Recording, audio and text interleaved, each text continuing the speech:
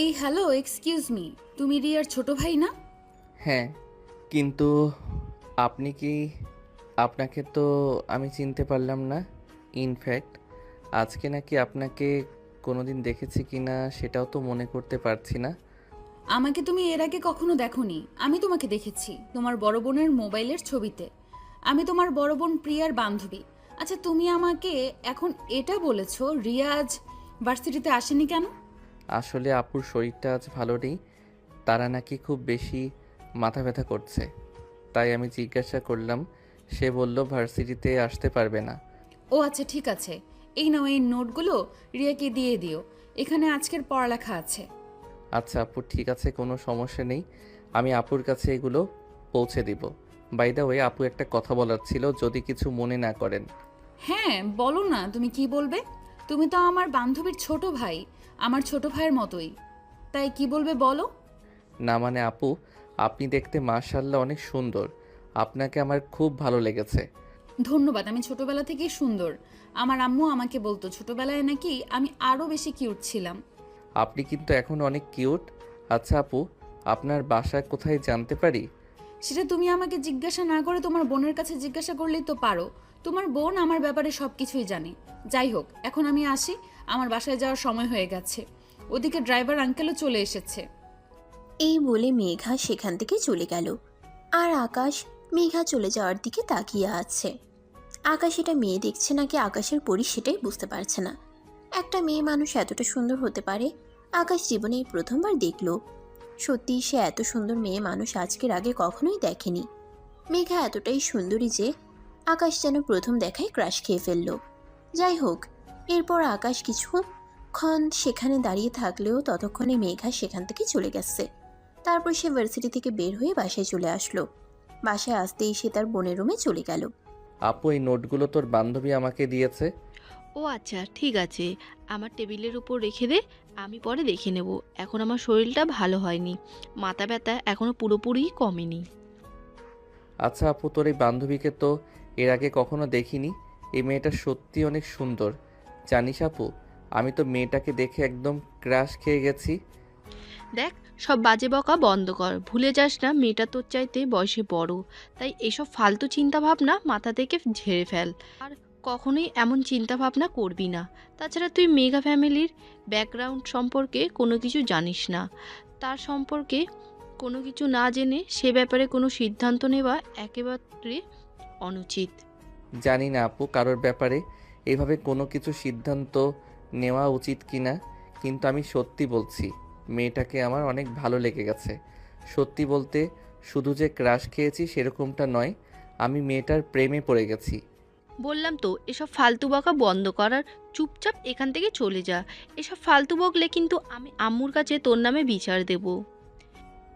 আকাশ তখন আর কোনো কথা না বলে তার বোনের রুম থেকে নিজের রুমে চলে গেল। তারপর ফ্রেশ হয়ে খাবার খেয়ে বন্ধুদের সঙ্গে আড্ডা দিতে চলে গেল। এটা তার প্রতিদিনকার রুটিন। ভার্সিটি থেকে এসে বন্ধুদের সঙ্গে আড্ডা দিতে না গেলে তার যেন একদমই ভালোই লাগে না। বন্ধুদের সঙ্গে সারাটা বিকেল আড্ডা দিল। আর তারপর সন্ধ্যার পরে বাসায় ফিরে আসলো। বাসায় এসে আর কি পড়াশোনা।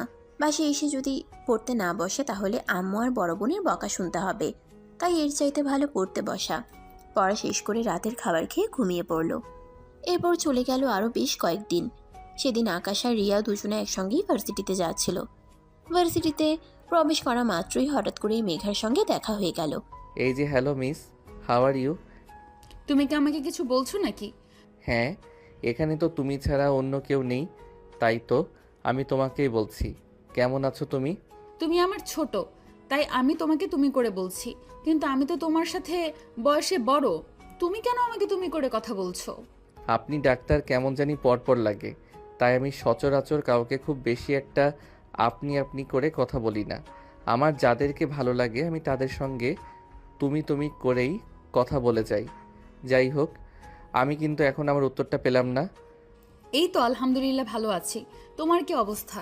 তুমি কেমন আছো? ভালো নেই। ভালো থাকার চেষ্টা করি কিন্তু ভালো থাকতে পারি না। কেন, তোমার আবার কি এমন হলো যে তুমি ভালো থাকার চেষ্টা করেও ভালো থাকতে পারো না? কোনো সমস্যা হয়েছে নাকি?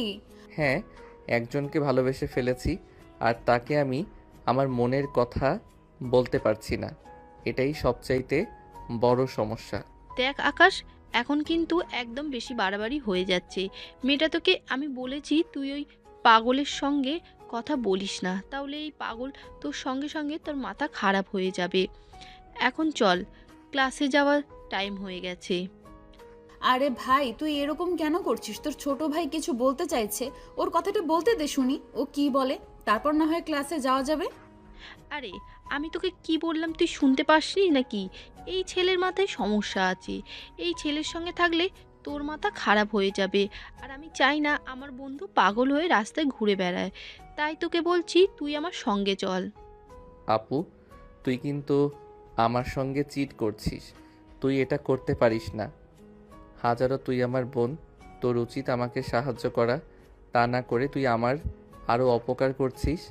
তুই যদি ভালো কিছু করতে তাহলে আমি অবশ্যই তোকে সাহায্য করতাম, কিন্তু এখানে আমি তোকে কোনোভাবেই সাহায্য করতে পারছি না। মেঘা চল তো এখান থেকে। আকাশ মেঘাকে দেখা মাত্রই এই বলে রিয়া মেঘাকে নিয়ে সেখান থেকে চলে গেল। আর এদিকে আকাশ দাঁড়িয়ে দাঁড়িয়ে মেঘার চলে যাওয়া দেখছিল। সত্যি মেয়েটা বড্ড মায়াবী, একদম প্রেমে পড়ে যাওয়ার মতো চেহারা। কিন্তু আমার বোন কেন সব কিছু জেনেও না জানার ভান করলো? কেন মনের কথাটা বলতে দিল না? আজ বাসায় গিয়ে বোনের সঙ্গে কথা বলবে বলে ঠিক করে যে আকাশ। আর এই ভাবতে ভাবতে এসে ক্লাসরুমে চলে গেল। ভার্সিটি ছুটি হওয়ার পর যখন বাসায় আসলো তখন ড্রয়িং রুমে দাঁড়িয়ে আকাশ রিয়াকে উদ্দেশ্য করে বলতে লাগলো, আচ্ছা আপু, কি সমস্যা তোরা আমাকে বল তো শুনি। তুই কেন মেঘার সাথে আমাকে কথা বলতে দিলি না? মেঘাকে টেনে হিঁচড়ে এখান থেকে নিয়ে চলে গেলি। কারণ ওই যে তোকে বললাম না, তুই মেঘাকে ভালোবাসিস, ওইটাতে আমার সমস্যা নেই। কিন্তু তুই মেঘার ফ্যামিলির ব্যাকগ্রাউন্ড সম্পর্কে কোনো কিছু জানিস না, ওখানেই আমার সমস্যা। আরে ভাই, আমি মেঘার সঙ্গে সম্পর্ক করতে চাই, ওর ফ্যামিলির সঙ্গে না। ওর ফ্যামিলি যাই হোক তাতে আমার কিছুই যায় আসে না। আমার শুধু মেঘাকে চাই। সত্যি রে ভাই, আমি মেয়েটাকে ভালোবেসে ফেলেছি। এই জন্যই তো বলছি এমন কিছু করিস না যেটা তোর জীবনে অভিশাপ হয়ে দাঁড়ায়। কারণ মেঘার ফ্যামিলির মানুষজন একদম ভালো না। মেঘার ফ্যামিলি ছেড়ে এখানে থাকে একটু শান্তিতে থাকার জন্য। ওর ফ্যামিলির মানুষজন খুব বাজে, ওর বাবার ভাই দুজনই গ্যাংস্টার। সে যাই হোক তাতে আমার কিছুই যায় আসে না। আর এটা তো তুই খুব ভালো করেই জানিস আমি কাউকে পরোয়া করি না। আমি যখন মেঘাকে ভালোবেসেছি তখন আমি মেঘাকে আমার মনের কথা বলবো, আর আমার ভালোবাসা আমি জয় করে নেব। আমার মনে হয় তোর ডানা গজিয়েছে, ডানাগুলো ছেঁটে ফেলা উচিত। শোন, তুই আমার একমাত্র ভাই, আমি জেনে শুনে তোকে কোনো বিপদের মুখে ঠেলে দিতে পারি না। কিন্তু আকাশের রিয়া কোনো কথা না শুনে সেখান থেকে নিজের রুমে চলে গেল। আর সে মনে মনে সিদ্ধান্ত নিল আগামীকাল সকালে ইউনিভার্সিটিতে গিয়ে সেই মেঘাকে প্রপোজ করবে। যেমন চিন্তা তেমনই কাজ, কারণ আকাশ কখনোই থেমে যাওয়ার মতো পাত্র নয়। সে যখন কিছু একটা ঠিক করে তখন সে সেটা করেই থাকে। তাই সে পরের দিন একটু সকাল সকালই ভার্সিটিতে চলে আসলো। মেঘা সবে মাত্র ভার্সিটির গেট দিয়ে ভিতরে প্রবেশ করছিল। আর তখনই সে মেঘার সামনে একটা ফুলের তোড়া নিয়ে হাঁটু গেড়ে বসে বলে, মেঘা জীবনে কোনো দিন প্রেম করেনি, তাই জানি না কিভাবে প্রপোজ করতে হয়। তবে তোমায় ভালোবেসে ফেলেছি। I love you Megha. Do you love me?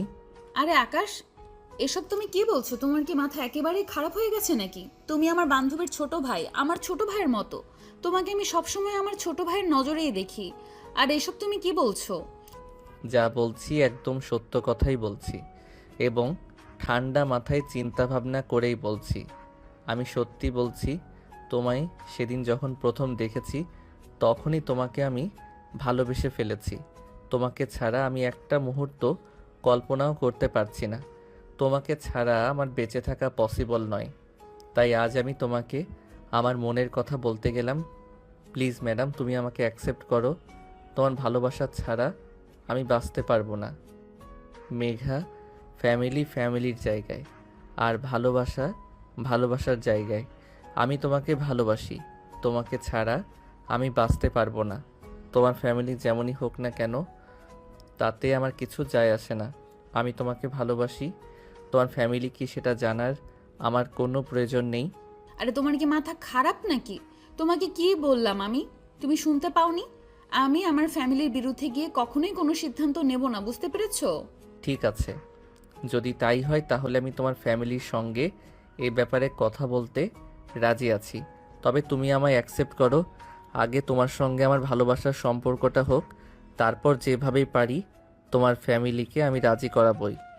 এটা শোনা মাত্রই মেঘা কোনো কথা না বলে সেখান থেকে চলে যেতে চাইছে না, তখনই আকাশ আবার পেছন থেকে মেঘার হাতটা ধরে ফেলে আর বলতে থাকে, কি হলো মেঘা? আমি তো বললাম তোমার ফ্যামিলিকে যেভাবে হোক আমি রাজি করাবো, কিন্তু তুমি আমার কথার কোনো উত্তর না দিয়ে এখান থেকে চলে যাচ্ছ কেন?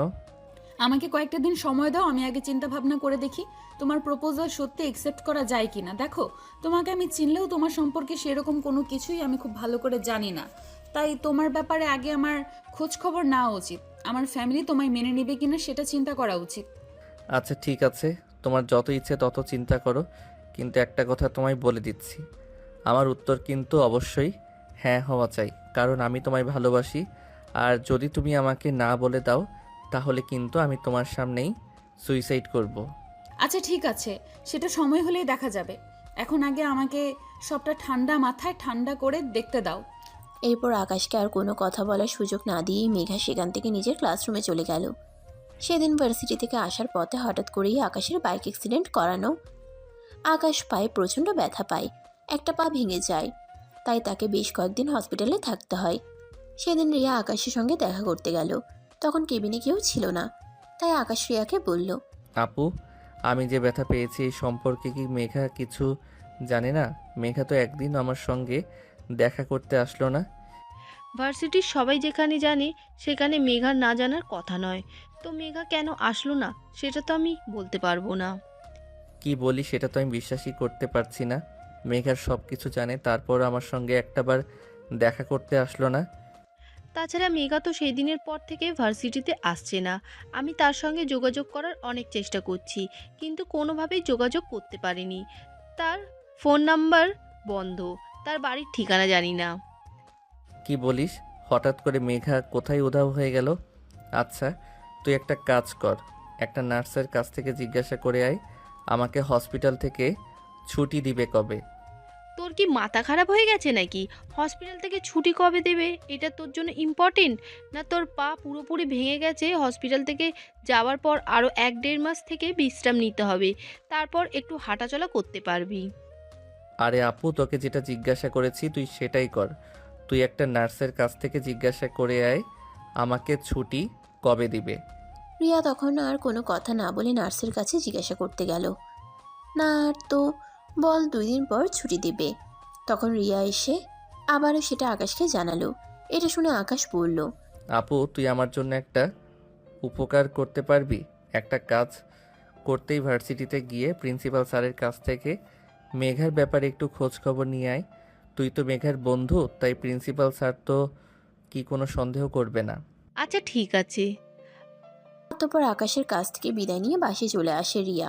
এর পরের দিন যখন ভার্সিটিতে গেল সে, তখন কোনো রকমে প্রিন্সিপাল স্যারের কাছে মেঘার ব্যাপারে জিজ্ঞাসা করলো। আসসালামু আলাইকুম স্যার, আপনার কাছে একটু দরকার ছিল তাই এসেছিলাম। ওয়ালাইকুম আসসালাম। আরে রিয়া, হঠাৎ তুমি কেন? বলো না, কি বলবে? স্যার, আমি আসলে মেঘার ব্যাপারে আপনার কাছে কিছু জিজ্ঞাসা করতে এসেছিলাম। মেঘা তো কয়েকদিন ধরে ভার্সিটিতে আসছে না, তার ফোন নাম্বারও বন্ধ বলছে। ও আসলে ওর বড় ভাই এসেছিল সেদিন, তাই ওকে নিয়ে গ্রামের বাড়িতে চলে গেছে, তাই হয়তো সে ভার্সিটিতে আসছে না। তাছাড়া ওর বড় ভাই তো বলেছিল কি সপ্তাহখানেকের মধ্যে ওকে আবার ঢাকায় ফিরিয়ে দেবে। ওর বড় ভাইয়ের কোনো নাম্বারও আমার কাছে নেই, তাই আমি ওদের সাথে যোগাযোগ করতে পারছি না। ঠিক আছে স্যার, কোনো সমস্যা নেই, কিন্তু আপনি যদি একটু মেগার ফাইল চেক করে আমাকে বলতেন ওর বাড়ির ঠিকানাটা কোথায়, তাই আমি ওর সঙ্গে যোগাযোগ করার চেষ্টা করতাম। আসলে ওর কাছে আমার কিছু গুরুত্বপূর্ণ জিনিস ছিল, ওগুলো আমার খুব দরকার, তাই আর কি।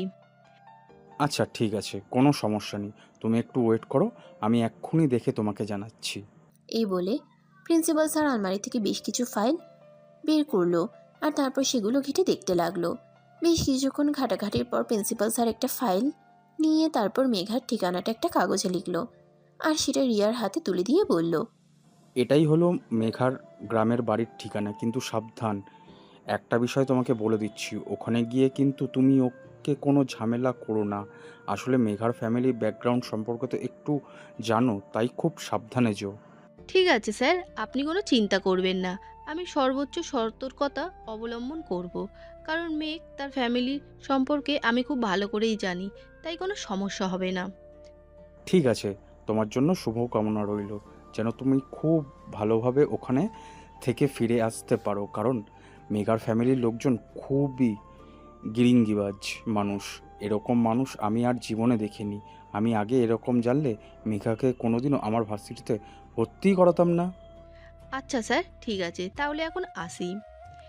এই বলে রিয়া প্রিন্সিপাল স্যারের কেবিন থেকে বের হয়ে সোজা হসপিটালে চলে আসলো। আর তারপর কাগজটা আকাশের হাতে তুলে দিল আর বলল, এই যে প্রিন্সিপাল স্যারের কাছ থেকে নিয়ে এসেছি। তবে প্রিন্সিপাল স্যার নিজেও কিন্তু অনেকবার সাবধান করে দিয়েছে, যা করার কিন্তু খুব সাবধানে করতে হবে। কারণ মেগার ফ্যামিলির মানুষজন একদম ভালো নয়। আচ্ছা ঠিক আছে, তুই কোনো চিন্তা করিস না। এখন তাহলে বাসায় চলে যা। আর খবরদার, এ ব্যাপারে কিন্তু কখনোই কাউকে কিছু বলবি না। এটা আমার সিক্রেট জিনিস। অতঃপর রিয়া বাসায় চলে আসলো। আর এদিকে আকাশ তার যে ডাক্তার ট্রিটমেন্ট করছে তার সঙ্গে কথা বলতে লাগলো। আমার সুস্থ হতে কতদিন লাগবে? এই তো খুব বেশি হলে আর 15 দিন। কারণ তুমি তো আমায় বলেছো আমি যেন তোমাকে সর্বোচ্চ ট্রিটমেন্ট দেই, তাই আমি আমার সর্বোচ্চটা দিয়ে চেষ্টা করছি তোমাকে যত তাড়াতাড়ি সম্ভব সুস্থ করে তোলা যায়। আপনার যত টাকা লাগবে আমি দেব, কিন্তু আপনি আমার ভালো ট্রিটমেন্টের ব্যবস্থা করুন, যাতে আমি খুব দ্রুত সুস্থ হয়ে উঠতে পারি। কারণ আপনাকে তো বললাম, আমার খুবই সিক্রেট একটা কাজ আছে যেটা খুব তাড়াতাড়ি করতে হবে। তাই আগে তো আমাকে সুস্থ হতে হবে, তা না হলে তো হবে না কিছুই। ঠিক আছে, চিন্তার কোনো কারণ নেই। আমি আমার সর্বোচ্চটা দিয়ে চেষ্টা করছি যত তাড়াতাড়ি সম্ভব তোমাকে সুস্থ করে তুলবো। তবে একটা কথা আমি বুঝতে পারছি না, মানুষ তো অসুস্থ হলে সুস্থ হওয়ার জন্য সময় নেয় যাতে সে পুরোপুরিভাবে সুস্থ হতে পারে, কিন্তু তুমি কেন এরকম তাড়াহুড়ো করছো? আমি সেটাই বুঝতে পারছি না। দেখুন, আপনি ডাক্তার আর আমি আপনার পেশেন্ট, তাই আমার ব্যাপারে এত কিছু জানার কোনো প্রয়োজন নেই। আপনাকে যেটুকু বলেছি সেইটুকুতেই তুষ্ট থাকেন। আপনার প্রয়োজন টাকা, আর আমার প্রয়োজন তাড়াতাড়ি আমার পা ভালো হওয়া। আপনি আপনার টাকা পেয়ে যাচ্ছেন, তাই আমাকে একটু তাড়াতাড়ি সুস্থ করে দেন। আচ্ছা ঠিক আছে, আমি তো বললাম আমি আমার সর্বোচ্চ চেষ্টা চালিয়ে যাচ্ছি তোমাকে যতটা সম্ভব সুস্থ করে তোলার জন্য। এই বলে ডাক্তারকে কেবিন থেকে বের হয়ে চলে গেল। আর এরপর বেশ কিছুদিন সময় কেটে গেল, কিন্তু আকাশ হসপিটালের বেডে বসে বসে শুধুই চিন্তা করছে হঠাৎ করে মেঘার কি হলো। মেঘা তো প্রিন্সিপাল স্যারের কাছ থেকে 1 সপ্তাহে ছুটি নিয়ে গ্রামের বাড়িতে গেছে। আর এদিকে প্রায় 20 দিনের মতো সময় অতিবাহিত হয়ে গেছে। কেন মেঘা এখনো ঢাকায় ফিরে আসছে না? আকাশের সময় যেন কাটতে চাইছে না। সে আর কিছুই চিন্তা করতে পারছে না। তবে কি মেঘার সঙ্গে উল্টোপাল্টা কিছু হতে চলেছে নাকি? এভাবে দেখতে দেখতে আরও 4-5 দিন সময় কেটে গেল। আকাশ এখন মোটামুটি সুস্থ। সে মোটামুটি হাঁটাচলা করতে পারে। আর হসপিটাল থেকে আসতেই বাড়িতে চলে যাবে। তার ফ্যামিলির মানুষজন হসপিটালে এসেছে তাকে বাসায় নিয়ে যাওয়ার জন্য। কিন্তু আকাশ সবাইকে অবাক করে দিয়ে বলল, তোমরা সবাই বাসায় চলে যাও, আমি আজ বাসায় যাব না। আমার একটা দরকারি কাজ আছে, আমি এখন ওখানেই যাব। আরে এসব তুই কি বলছিস? তোর কি মাথা খারাপ হয়ে গেছে নাকি? তুই এখনো অসুস্থ। আমরা তোকে বাসায় নিয়ে যাওয়ার জন্য এসেছি, আর এখন কিনা তুই বলছিস যে তুই আজ বাসায় যাবি না, কোনো কাজে যাবি? আরে বাবা, আগে তো তুই নিজে সুস্থ হ, তারপর না হয় কাজ করা যাবে। আম্মু, তোমাকে বললাম তো, আমাকে এসব কথা বলো না, কোনো লাভ হবে না। আমি যেটা সিদ্ধান্ত নিয়েছি আমি সেটাই করব। আগে আমি আমার সিক্রেট কাজটা করব, আর তারপর বাসায় যাব। এখানে আমাকে আর কোনো কথা বলে লাভ হবে না। কিন্তু কি তোর এমন সিক্রেট কাজ, সেটা তো একবার বল। আমরা তোর বাবা মা, তোর জন্য আমাদের অনেক বেশি টেনশন হয়, তাই তোকে জিজ্ঞাসা করছি কি কাজ সেটা আগে বল। এখন আমি কাউকেই কিছু বলতে চাই না। আগে আমি আমার কাজটা সম্পন্ন করতে চাই, তারপর সবাইকে সব কিছু বলতে চাই। কিন্তু তোমরা যদি এখন আমাকে এখান থেকে শেয়ার চাই যেতে না দাও, তাহলে কিন্তু আমি বাসা থেকে পালিয়ে ওই কাজটা করতে চলে যাব। তখন কিন্তু কেউ আমার কোনো খোঁজ পাবে না। ঠিক আছে বাবা, লুকিয়ে কোথাও যাওয়ার কোনো প্রয়োজন নেই। আমি তোকে অনুমতি দিয়েছি, তোর যেখানে যাওয়ার ইচ্ছা সেখানেই যা, তবে কখন ফিরে আসবে সেটা অন্তত বলে যা। আমার কাজ শেষ হলেই আমি ফিরে আসব। এত চিন্তা করার কিছুই নেই। তোমরা এখন বাসায় চলে যাও। আর হ্যাঁ, একটা কথা তোমাদের বলে দিয়েছি, ভুল করাও কিন্তু তোমরা কেউ আমার নাম্বারে ফোন করবে না। আমি যতক্ষণ ফোন না করব ততক্ষণ। এই বলে আকাশ হসপিটাল থেকে বের হয়ে রওনা দিল মেঘার বাড়ির উদ্দেশ্যে। সে যখন হসপিটাল থেকে বের হয় তখন সকাল 7টা বাজে, আর এখন বিকেল 3টা বাজে। ততক্ষণ এসে মেঘার বাড়ির ঠিকানা অনুযায়ী পৌঁছে গেছে। সামনেই দেখতে পেল বিশাল এক অট্টালিকা। সে মনে মনে ভাবলো এটাই হয়তো মেঘাদের বাড়ি, তাই পাশ দিয়ে হেঁটে যাওয়া ছোট্ট একটা মেয়েকে জিজ্ঞাসা করলো, এই মেয়ে, তোমার নাম কি? তুমি কি এখানেই থাকো নাকি? আমার নাম নদী, পরিচয় সামনেই আমার বাড়ি। কিন্তু আপনি কে? আপনাকে তো চিনলাম না। তাছাড়া আপনাদেরকে তো আগে কখনো এখানে দেখিনি। তুমি আমাকে আগে দেখোনি মানে আমার বাড়ি এখানে নয়। আচ্ছা, তোমাকে একটা কথা জিজ্ঞাসা করার ছিল। তুমি কি আমাকে ছোট একটা সাহায্য করতে পারবে? করতে পারবো কিনা জানি না, তবে চেষ্টা করব। বলুন, আমি আপনাকে কি সাহায্য করতে পারি? দেখো, আমি শহর থেকে এসেছি। তুমি আমাকে শুধু ছোট্ট একটা ইনফরমেশন দিবে, কিন্তু এই কথা কাউকে বলতে পারবে না। ঠিক আছে, বলবো না। তবে তার জন্য আমাকে চকলেট খাওয়ার জন্য টাকা দিতে হবে। আপনি আমাকে 50 টাকা দিবেন, তাহলে আমি আপনাকে বলে দেব।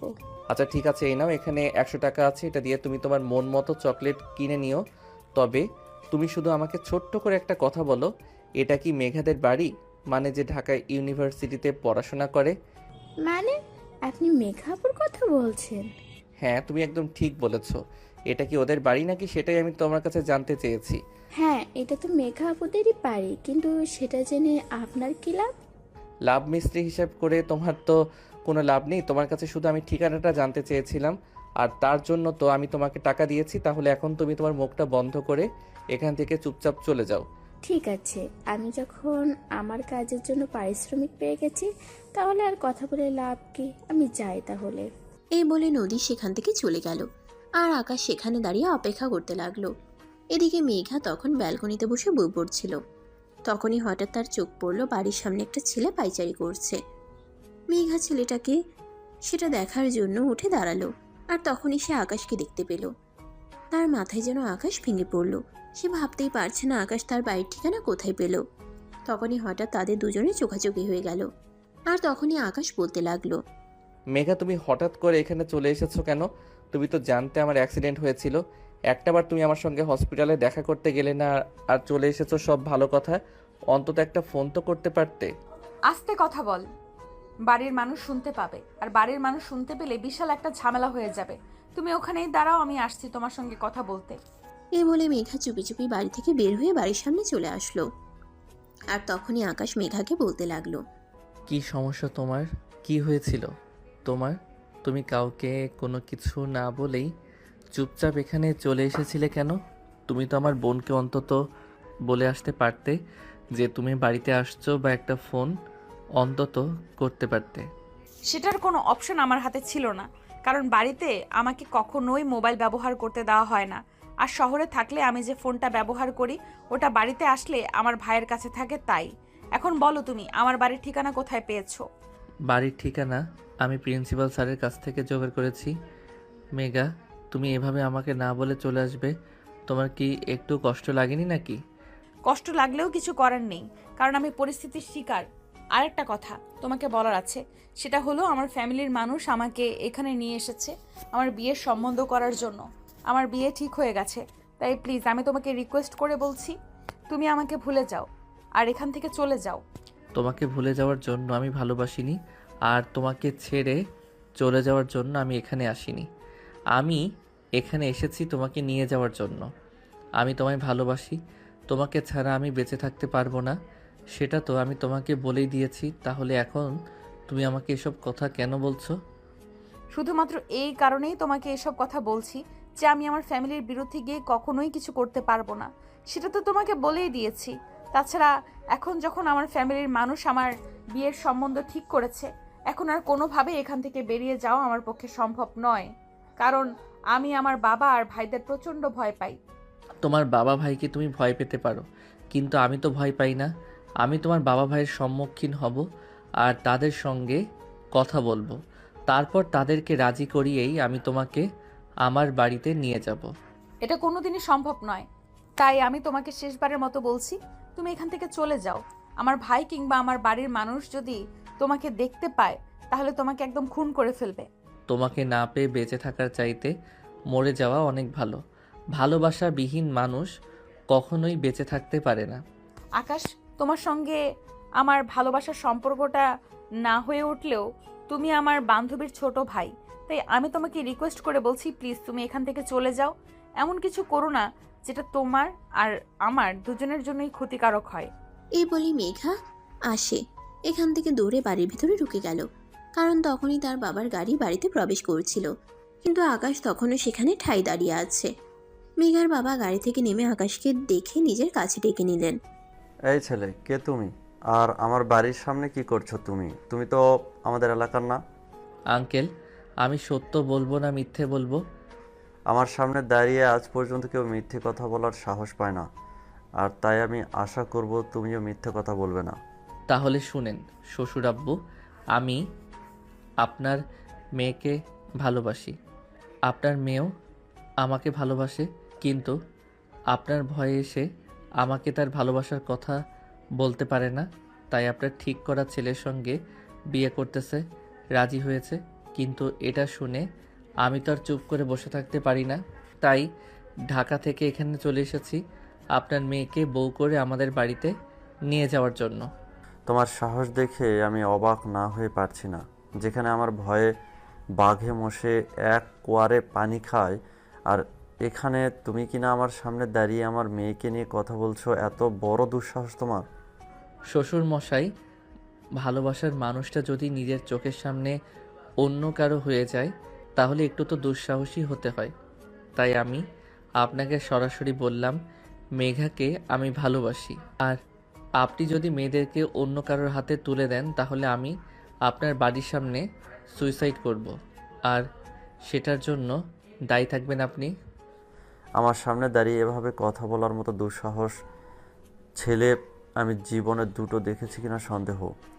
তোমার সাহসের তারিফ করতে হয়, তাই আমি তোমাকে বলছি তুমি চুপচাপ এখান থেকে চলে যাও। যা বলেছো আমার কাছে বলেছো, এই কথাটা যেন আর কেউ শুনতে না পায়। কেউ কোনো কিছু শুনতেও পারবে না, আর কেউ কোনো কিছু জানতেও পারবে না। আপনি চুপচাপ মেঘাকে আমার হাতে তুলে দেন, মেঘাকে নিয়ে আমি এখান থেকে চলে যাব, আর কেউ কোনো কিছু জানতে পারবে না। তার মানে সহজ কথায় কাজ হবে না। বুঝতে পেরেছি, তোমার জন্য একটি উত্তম মধ্যমের ব্যবস্থা করতে হবে। এই তোরা কে কোথায় আছিস? এই ছেলেটাকে একটু উত্তম মধ্যম দে তো। কথাটা বলতে দেরি হলো, কিন্তু আশপাশ থেকে কিছু ছেলে পেলে দৌড়ে আসতে দেরি হলো না। ছেলেগুলো দৌড়ে এসে আকাশকে ইচ্ছে মতো পেটাতে শুরু করলো, কিন্তু আকাশও কম যায় না। সে ছোটবেলা থেকেই বক্সিংয়ে ট্রেনিং নিয়েছে, তাই সেই ছেলেগুলোকে মেরে একদম চিটপটাং করে দিল। অপরদিকে মেঘা ততক্ষণ ধরে ব্যালকনিতে দাঁড়িয়ে এই দৃশ্য দেখছিল। আকাশ ছেলেগুলোকে মেরে একদম খারাপ অবস্থা করে দিয়েছে। এটা দেখে মেঘার বাবা বলতে লাগলো, এই ছেলেটা তুমি কি করবে? তোমাকে দেখে তো মশার মতো মনে হয়, কিন্তু তোমার শরীরে এত হাতির মতো শক্তি আসলো কোথা থেকে? তুমি আমার ছেলেগুলোকে মেরে কি হাল করে দিয়েছো? আমাকে দেখতে মশার মতো মনে হলেও আমার শরীরে ভালোবাসার শক্তি আছে।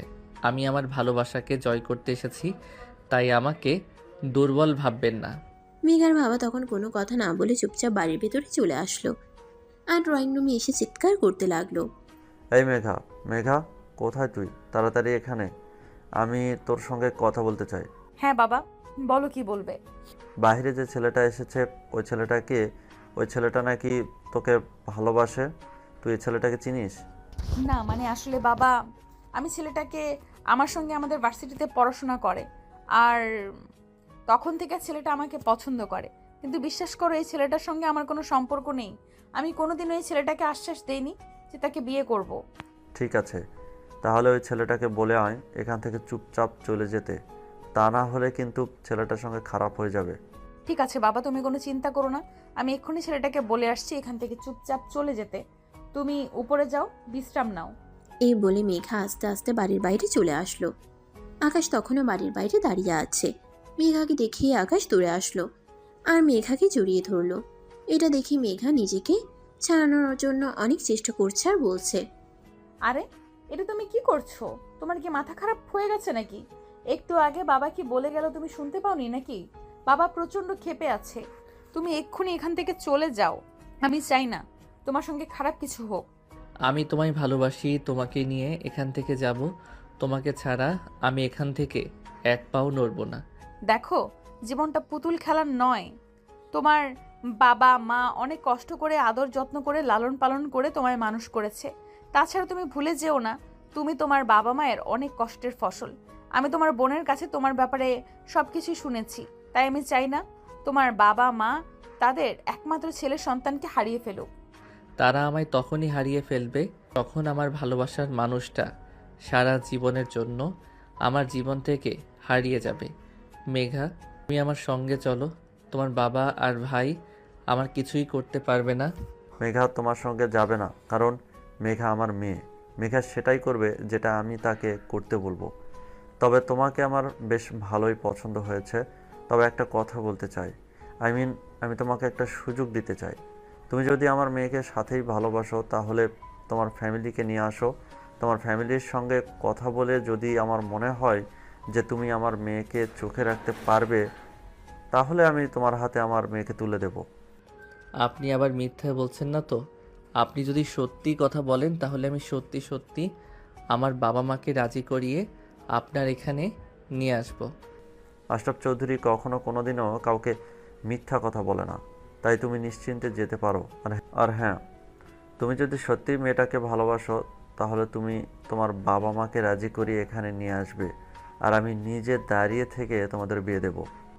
কথাটা শোনা মাত্রই মেঘার বড় ভাই পাশ থেকে বলতে লাগলো, বাবা, এসব তুমি কি বলছো? তোমার কি মাথা খারাপ হয়ে গেছে নাকি? চেনা নেই জানা নেই, যার সম্পর্কে আমরা কিছু জানি না, তার হাতে আমরা আমাদের বোনকে কোনোভাবেই তুলে দিতে পারি না। চুপ করো তুমি। ছেলেটা মেয়েকে যদি সত্যিই ভালোবাসে তাহলে সে তার ফ্যামিলিকে নিয়ে আসুক। আমি তাদের সঙ্গে কথা বলে এই ছেলেটার সঙ্গে এই মেয়েটাকে বিয়ে দেব। আব্বু, তুমি এমনটা করতে পারো না। আমি আমার বন্ধুকে কথা দিয়েছি, তার সঙ্গে আমার বোনের বিয়ে দেবো আমি। আমার কথার বরখেলাপ তো করতে পারবো না। আপনার কথার কারণে আমি আমার ভালোবাসার মানুষকে হারাতে পারি না শ্বশুর আব্বু। আমি যাচ্ছি, তবে আমি কালকেই ফিরে আসব আমার আব্বু আম্মুকে সঙ্গে নিয়ে। ঠিক আছে, যাও তাহলে। এই বলে আকাশ সেখান থেকে চলে আসলো আর সোজা নিজের বাসায় চলে আসলো। বাসায় ফিরে আসতেই তার আম্মু তাকে বলতে লাগলো, আমি বুঝি না তোর মাথায় ভূত ঢুকেছে নাকি? তুই কাউকে কোনো কিছু না বলে হসপিটাল থেকে সোজা কোথায় চলে গেলি, আর আজ 2 দিন পর বাসায় ফিরে আসলি? বল তো তোর কি হয়েছে? আব্বু কোথায়? আমি আব্বুর সঙ্গে কথা বলতে চাই, আর তারপরে তোমরা সব কিছু জানতে পারবে। এখন আমাকে দয়া করে বিরক্ত করো না, এমনিতেই অনেক টেনশনে আছি। তোর আব্বু তো এখনো বাসায় ফিরে আসেনি। তোর আব্বুর নাকি আজ অফিসের একটা জরুরি মিটিং আছে। ওটা শেষ করে ফিরে আসতে রাত 10টার মতো বেজে যাবে। কিন্তু কি হয়েছে তুই আমাকে বল, আমি শুনি। আমি যদি তোকে কোনো সাহায্য করতে পারি তাহলে অবশ্যই করব। তুমি আমাকে কোনো সাহায্য করতে পারবে না। আমাকে আব্বুর সঙ্গে কথা বলতে হবে। আব্বু যদি রাজি হয় তাহলে তুমিও রাজি হবে। এই বলে আকাশ সোজা নিজের রুমে চলে গেল আর অপেক্ষা করতে লাগলো কখন তার আব্বু বাড়িতে আসবে। রাত 10টা বাজতে না বাজতেই তার আব্বু বাসে চলে আসলো আর তার আব্বুর কণ্ঠস্বর শুনে সে সোজা দৌড়ে তার আব্বুর রুমে চলে আসলো। তাকে এরকম হন্তদন্ত হয়ে ছুটে আসতে দেখে তার আব্বু বলল, আরে আকাশ, কি হয়েছে তোর? তুই এভাবে হন্তদন্ত হয়ে ছুটে এসেছিস কেন? আর তোকে এরকম চিন্তিত দেখাচ্ছে কেন? আব্বু, আমি তো তোমার একমাত্র ছেলে, তাই তোমার কাছে একটা রিকোয়েস্ট করতে চাই। তুমি কি আমার রিকোয়েস্ট রাখবে?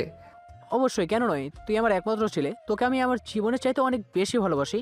তুই আমার কাছে কোনো কিছু চাইলে আমি অবশ্যই সেটা তোকে এনে দিব। বল তুই কি চাস আমার কাছে? আব্বু, আমি একটা মেয়েকে ভালোবাসি, আর মেয়েটা আপুর ক্লাসমেট। আরে কি বলছিস তুই এসব? তোর কি মাথা খারাপ হয়ে গিয়েছে নাকি? তুই তোর চাইতে বয়সে বড় একটা মেয়েকে কি করে ভালোবাসতে পারিস? দেখো আব্বু, ভালোবাসা কখনো জাতকাল পাত্র বেঁধে হয় না। আমি মেয়েটাকে ভালোবাসি, এটাই সবচাইতে বড় কথা। তাছাড়া আমি হসপিটাল থেকে সোজা ওই মেয়েটার বাড়িতে গিয়েছিলাম, আর তার বাবা বলেছে আমি যদি মেয়েটাকে সত্যি ভালোবাসি তাহলে আমার ফ্যামিলির মানুষকে রাজি করিয়ে ওদের বাড়িতে নিয়ে যেতে। তাই আমি তোমাদের সঙ্গে কথা বলতে এসেছি। এখন তোমরা যদি সত্যি আমাকে ভালোবাসো তাহলে আমার ভালোবাসাকে মেনে নাও আর ওই মেয়েটাকে আমার করে পেতে সহযোগিতা করো। ঠিক আছে, আমার কাছে আমার মান সম্মানের জন্য কিছুর চাইতে সবচেয়ে উপরে হলো আমার ছেলে, আর আমার ছেলের জন্য আমি সব কিছু করতে পারি। তুই যখন মেয়েটাকে ভালোবাসিস তাহলে আমরা অবশ্যই তাকে এই ব্যাপারে সহযোগিতা করব। থ্যাংক ইউ আপু, থ্যাংক ইউ সো মাচ। আমি জানতাম তুমি আমার ভালোবাসাকে মেনে নেবে, তাই আমি তাদেরকে বলে এসেছি আমি আমার বাবাকে নিয়ে তারপরেই যাব। ঠিক আছে, তাহলে তুই এখন তো রুমে গিয়ে বিশ্রাম কর। আগামীকাল সকাল হলেই না হয় আমরা ওখানের উদ্দেশ্যে রওনা দিব। আকাশ তখন খুশি মনে নিজের রুমে চলে আসলো আর বিছানায় শুয়ে ঘুমিয়ে পড়লো। অপেক্ষা করতে লাগলো কখন রাত পোহাবে আর কখন সকাল হবে, কখন সে তার ভালোবাসার মানুষটিকে নিজের করে পাওয়ার পথে রওনা দেবে। সকাল হতে না হতেই ঘুম থেকে উঠে সে তার বাবাকে ঘুম থেকে ডেকে তুললো আর তারপর দুজনে মিলে ফ্রেশ হয়ে নাস্তা করে বাসা থেকে বেরিয়ে পড়লো। দুপুর 1টার দিকে তারা মেঘাদের বাড়িতে এসে পৌঁছে গেল। নায়িকার বাবা তখন ড্রয়িং রুমে বসে টিভি দেখছিলেন আর তখনই আকাশ তার বাবাকে নিয়ে বাড়ির ভিতরে প্রবেশ করলো। মেঘার বাবা তাদেরকে দেখে উঠে সালাম প্রদর্শন করলো আর কুশলাদি বিনিময় করে বসতে বলল। আসসালামু আলাইকুম ভাই সাহেব, কেমন আছেন? ওয়ালাইকুম আসসালাম। এই তো আপনাদের দোয়ে আল্লাহর রহমতে ভালোই আছি। আপনাদের কি অবস্থা? আপনারা কেমন আছেন? এই তো আলহামদুলিল্লাহ ভালোই আছি। যাই হোক, আসতে আপনাদের কোনো অসুবিধা হয়নি তো? না, কোনো অসুবিধা হয়নি, সব কিছু একদম ঠিকঠাক আছে। যাই হোক, কথা না বাড়িয়ে চলুন মূলক কথায় আসা যাক। দেখুন, টাকা পয়সা অর্থ সম্পদ কোনো কিছুর আমাদের কমতি নেই, তবে আমি আমার ছেলেকে খুব বেশি ভালোবাসি। আমার ছেলেটা আমার কাছে কোনো কিছুর আবদার করে, তাকে আমি কখনোই সেটা না দিয়ে থাকতে পারি না। আমার ছেলেটা বলল সে আপনার মেয়েকে ভালোবাসে, আর আমি যদি আপনার সঙ্গে কথা বলতে আসি তাহলে নাকি আপনি আপনার মেয়েকে আমার ছেলের সঙ্গে বিয়ে দিবেন। তাই আমি এক মুহূর্ত দেরি না করে চলে আসলাম। হ্যাঁ, আপনি একদম ঠিকই শুনেছেন। আমি এই কথাটাই আপনার ছেলেকে বলেছি, কারণ চেনা নেই জানা নেই একটা ছেলের হাতে আমি আমার মেয়েকে তুলে দিতে পারি না। আমার মেয়ের ভবিষ্যৎ বলে কথা। মেঘা আমার একমাত্র মেয়ে। মেঘার মা মারা যাওয়ার পর মেয়েটাকে আমি অনেক কষ্ট করে আদর যত্ন করে লালন পালন করে মানুষ করেছি। তাছাড়া আমি এলাকার সবচাইতে ধনী ব্যক্তি, তাই আমার শত্রুপক্ষ অনেক বেশি। আমার মেয়েটার নিরাপত্তার জন্য আমি ঢাকায় রেখে পড়াশোনা করার মাঝে মাঝে কয়েকদিনের জন্য এখানে নিয়ে আসি। এভাবেই কথা চলছিল তাদের মধ্যে। আর তখনই সেখানে মেঘার বড় ভাই এসে উপস্থিত হয় আর তাদের কথাবার্তা শুনে বলতে থাকে। বাবা, তোমাকে না আমি বললাম মেয়েটাকে আমি আমার বন্ধুর সঙ্গে বিয়ে দেব, কিন্তু তুমি আমার কথা না শুনে আবার ওই ছেলের বাবার সঙ্গে কেন কথা বলেছো? কারণ এই ছেলেটা আমার মেয়েটাকে ভালোবাসে, আর আমি এটা খুব ভালো করে জানি যে আমার মেয়েটা সেখানেই সব থেকে বেশি ভালো থাকবে, যেখানে আমার মেয়েটা ভালোবাসায় ভালো থাকতে পারবে। বাবা, তুমি এটা খুব ভালো করেই জানো আমি আমার বলা কথা কখনো ফিরিয়ে নেই না, তাই আমি এই বিয়েটা মেনে নিতে পারলাম না। এই ছেলে, তুমি যদি নিজের ভালো চাও তাহলে চুপচাপ এখান থেকে চলে যাও, আর আমার বোনকে বিয়ে করার চিন্তাটা একদম মাথা থেকে ঝেড়ে ফেলে দাও। সরি মাই ডিয়ার শালাবাবু, এটা আমি কখনোই করতে পারবো না, কারণ আমি আপনার বোনকে ভালোবাসি। আমার ভালোবাসা এতটাও সস্তা নয় যে আপনি বলবেন আর আমি আমার ভালোবাসাকে ত্যায্য করে চলে যাব। আমি আমার ভালোবাসার জন্য সব কিছু করতে পারি। তার মানে সোজা কথায় কাজ হবে না? সোজা কথায় যদি কাজ না হয় তাহলে যে কিভাবে কাজ করাতে হয় সেটা আমার খুব ভালো করেই জানা আছে, তাই চিন্তার কোনো কারণ নেই। শালাবাবু, এসব ভয় আমাকে দেখিয়ে কোনো লাভ হবে না, কারণ আমি কোনো কিছু ভয় পাই না। আমি ভালোবাসি, আর ভালোবাসাকে কিভাবে জয় করতে হয় সেটা আমি জানি। তার মানে তোকে যাই কিছু বলি না কেন তুই কোনো কথাই শুনবি না, ঠিক করে নিয়েছিস? ঠিক আছে, এখানে আমার বাবা বসে আছে বলে তোকে এখনও এইখানে আস্ত বসে থাকতে দিচ্ছি, তা না হলে এতক্ষণে তোর শরীর থেকে মাথাটা আলাদা করে ফেলতাম। দেখুন ভাই সাহেব, এটা কিন্তু একদমই ঠিক হচ্ছে না। আপনার ছেলে বলে এখনও আমি এগুলো সহ্য করছি, কারণ আপনার মেয়েকে আমার ছেলে ভালোবাসে। তা না হলে আমরাও কিন্তু প্রতিপত্তি কম নয়। আপনার ছেলে একথা বলে এখানে দাঁড়িয়ে থাকতে পারতো না। ভাই সাহেব, আপনি প্লিজ শান্ত হন, বিষয়টা আমাকে দেখতে দেন। রাজ, তুমি এক্ষুনি এখান থেকে চলে যাও। তুমি ভুলে যেও না এখানে তোমার ছোট বোনের বিয়ের সম্বন্ধ চলছে। হ্যাঁ, আমিও তো সেটাই বলতে চাইছি যে আমি আমার বোনের বিয়ে আমার বন্ধুর সঙ্গে ঠিক করেছি, আর আমার বন্ধুর সঙ্গেই আমার ছোট বোনের বিয়ে হবে। কারণ এলাকায় আমাদের শত্রু অনেক, তাই ভালো থাকার জন্য আমাদের পার্টি বড় করার প্রয়োজন আছে। আর আমিও ঠিক করেছি মেঘাকে আমি আমার বউ বানিয়ে আমার বাড়িতে নিয়ে যাব। মেঘার সমস্ত সুরক্ষার দায়িত্ব আমি নেব। আজ এই কথাগুলো আর নিতে পারছিল না, কারণ সে কোনো কথা বললে সেটার বরখেলাপ হলে সে একদমই সহ্য করতে পারে না। তাই সে প্রচণ্ড রকম ক্ষেপে গেল, আর তখনই আকাশের শার্টের কলার ধরে ফেলল। আর এটা দেখে আকাশ অনেক রেগে গেল। তোকে বললাম না, তুই চুপচাপ এখান থেকে চলে যা। আমার বোনকে তুই কোনোদিনই বিয়ে করতে পারবি না। শার্টের কালারটা ছেড়ে দেন বলছি। আপনি আমার হবু শালাবাবু, তাই এখনও সম্মান দিয়ে কথা বলছে, কিন্তু আমার ধৈর্যের সীমা অতিক্রম করবেন না, তাহলে কিন্তু খুব খারাপ হয়ে যাবে বলে দিলাম। এই, আমার বাড়িতে দাঁড়িয়ে তুই আমাকে থ্রেট দেস? আমি তো তোকে বললাম তুই এখান থেকে চলে যা। আমার বোন তোকে বিয়ে করবে না। আপনার বোন আমাকে বিয়ে না করলেও আমি আপনার বোনকেই বিয়ে করব ডিয়ার শালাবাবু। এই বলে আকাশ এক ঝটকায় রাজের হাতটা তার শার্টের কলার থেকে ছাড়িয়ে নিল। আর রাজ তখন রাগে ফুসফুস করতে করতে সেখান থেকে চলে গেল। আর তখন মেঘার বাবা আর আকাশের আব্বু দুজনে মিলে গল্পগুজব করতে লাগলো। তারা ঠিক করলো আগামীকাল সকালেই মেঘা আর আকাশের বিয়ে দিয়ে এখান থেকে মেঘাকে নিয়ে যাবে। তাই আজকের রাত তারা এখানেই থাকবে। অপরদিকে মেঘা আকাশকে পাবে, আর আকাশ মেঘাকে পাবে। এতে তাদের আনন্দ যেন আর বাধা মানছিল না। তারা মনে মনে অনেক আনন্দিত হলো যে দুজন দুজনকে পেতে চলেছে, তা আবার পরিবারের সম্মতিতে। কিন্তু তাদের সেই আনন্দ বেশিক্ষণ স্থায়ী হলো না। আকাশ সন্ধ্যার দিকে বাসার বাইরের বাগানটার দিকে হাঁটছিল, আর তখনই হঠাৎ দেখতে পেল কেউ একজন ঘাসের উপরে শুয়ে আছে। এটা থেকে আকাশ অনেকটা ভয় পেয়ে গেল। সে মোবাইলের টর্চ জ্বালিয়ে সেখান থেকে চলে গেল, কিন্তু সে চেহারাটা দেখতে পারছিল না। তাই সে লোকটাকে উল্টানো, আর তখনই দেখতে পেল এটা আর কেউ নয়, মেঘার বড় ভাই রাজ। তার নিঃশ্বাস এখনো চলছে, তার পেটে কেউ ছুরি কাত করে। যে তখনই আকাশ সেই ছুরিটা রাজের পেট থেকে বের করতে যাবে, আর এটা মেঘা দেখে ফেলে। মেঘা চিৎকার দিয়ে সেখান থেকে দৌড়ে আসে, আর আকাশকে চড় মারতে মারতে বলে, এটা তুমি কি করলে? তুমি আমাকে পাওয়ার জন্য আমার বড় ভাইকে খুন করে ফেলেছো। ছি ছি ছি আকাশ, তোমার কাছ থেকে এটা আমি কখনোই আশা করিনি। মেঘা, তুমি আমায় ভুল করছো। আমি এসব কিছুই করিনি। আমি এখানে হাঁটছিলাম আর তখনই দেখতে পাই ভাইয়া এখানে উগ্র হয়ে শুয়ে আছে, আর আমি তাকে বাঁচানোর চেষ্টা করছিলাম, কারণ তার নিঃশ্বাস এখনও চলছে। তাই আমি তাকে নিয়ে হসপিটাল যাওয়ার চেষ্টা করছিলাম। একদম মিথ্যে কথা বলার চেষ্টা করো না। আমাকে বোকা পেয়েছো নাকি তুমি? এখান থেকে চলে যাও, আমি তোমার চেহারাটাও দেখতে চাই না। তুমি আমার ভাইয়ের খুনি। এই বলে মেঘা চিৎকার করতে থাকলো। মেঘার চিৎকার শুনে বাড়ির সবাই সেখানে চলে আসলো, আর সবাই মিলে রাজকে নিয়ে হসপিটালে চলে গেল। আর এদিকে আকাশ তখনও মেঘাদের বাড়িতেই আছে। তখন আকাশের বাবা তার সামনে এসে দাঁড়ালো আর বলল, আকাশ, তোকে কেউ বিশ্বাস করুক না করুক আমি বিশ্বাস করি, কারণ তুই আমার সন্তান। আমি জানি তুই এরকম করতে পারিস না। তুই আমাকে খুলে বল তো কি হয়েছিল ওখানে। অতঃপর আকাশ তার আব্বুকে সবকিছু খুলে বলল। আর সবকিছু শুনে তার আব্বু তাকে বলল, ঠিক আছে, তুই কোনো চিন্তা করিস না। আগের রাজ সুস্থ হয়ে যাক, তারপর তার মুখ থেকে সব কিছু শুনবে, তখন আর কেউ তোকে ভুল বুঝবে না। কিন্তু আব্বু, মেঘা এভাবে আমাকে ভুল বুঝলো, এটা তো আমি মেনে নিতে পারছি না। মেঘাকে আমি ভালোবাসি, আর ভালোবাসার মানুষের আঘাত সহ্য করা যায় না। একটু ধৈর্য ধর, সব ঠিক হয়ে যাবে। আল্লাহর উপর ভরসা রাখ। তোর ভালোবাসা যদি সত্যি হয় তাহলে আল্লাহ নিশ্চয়ই রাজকে আমাদের মধ্যে ফিরিয়ে আনবে, আর সমস্ত সত্যটা সবার সামনে তুলে ধরবে। হ্যাঁ, সেটাই। এখন তার অপেক্ষা করা আর ধৈর্য ধরা ছাড়া কিছুই করার নেই। আল্লাহর উপর সব কিছু ছেড়ে দিয়েছি।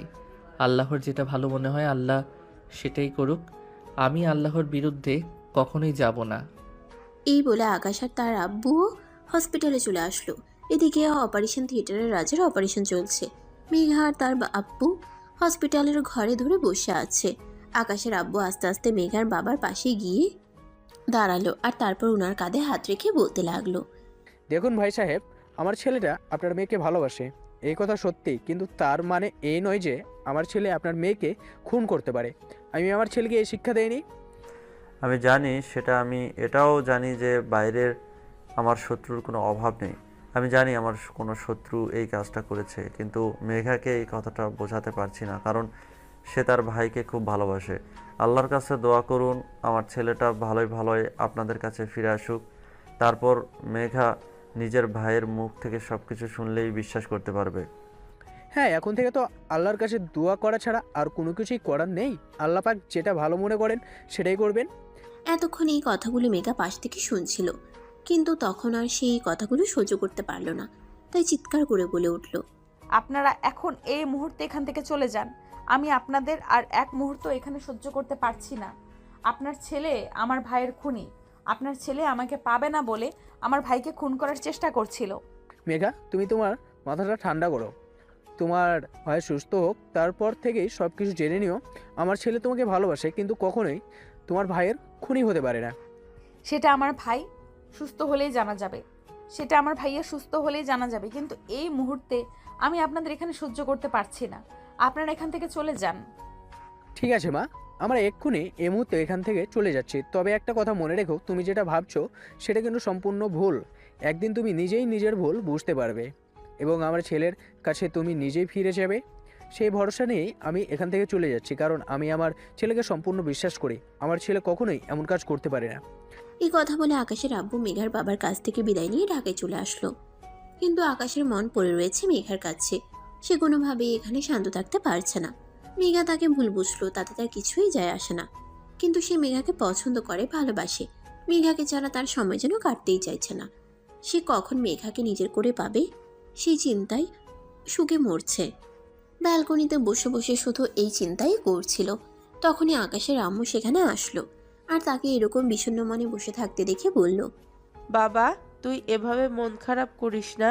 তুই আমাদের সন্তান। আমরা জানি তুই এরকম কোনো কাজ করতে পারিস না। মেঘা, ভাইকে সুস্থ হতে দে। মেঘার ভাই নিজের মুখে সবটা বললে মেঘা অবশ্যই সেটা বিশ্বাস করবে। হ্যাঁ আম্মু, আমি শুধু সেটার জন্যই অপেক্ষা করছি।